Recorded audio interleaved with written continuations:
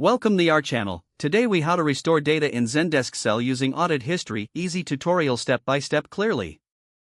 To restore data in Zendesk Sell using audit history, first, log in to your Zendesk Sell account. Navigate to the contacts or deals section, depending on what data you wish to restore. Locate the specific contact or deal for which you want to view the audit history. Click on the individual contact or deal to open its details page.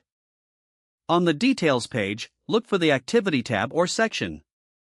Click on the Activity section to open the audit history for that item. Scan through the audit history to find the specific change or deletion you wish to reverse. Take note of the date and time when the desired change was made.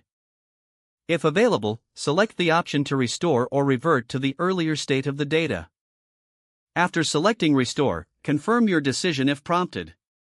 Check the contact or deal details again to ensure the restoration has been applied successfully. Repeat this process for any additional contacts or deals you wish to restore. Remember, audit history is crucial for tracking changes and maintaining data integrity. If the page does not load, refresh the browser or try again in a private or incognito window. Make sure you are using the correct email address, then retype it carefully to avoid small typos. If your password is not accepted, use the reset option and create a new strong password you can remember. Check your spam folder for verification or security emails, then complete any requested confirmation steps. Enable two-factor authentication if available to improve account security and reduce unauthorized access risk. After signing in, review your profile details so your contact information and settings are accurate and current. If you see an error message, note it down and try again after restarting your device and internet connection. Log out when you finish, especially on shared devices, to keep your account and payment information secure.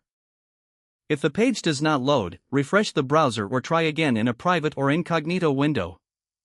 Make sure you are using the correct email address, then retype it carefully to avoid small typos.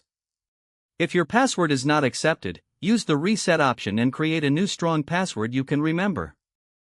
Check your spam folder for verification or security emails, then complete any requested confirmation steps. Enable two-factor authentication if available to improve account security and reduce unauthorized access risk. After signing in, review your profile details so your contact information and settings are accurate and current. If you see an error message, note it down and try again after restarting your device and internet connection. Don't forget to like this video and subscribe to our channel for more step-by-step tech guides.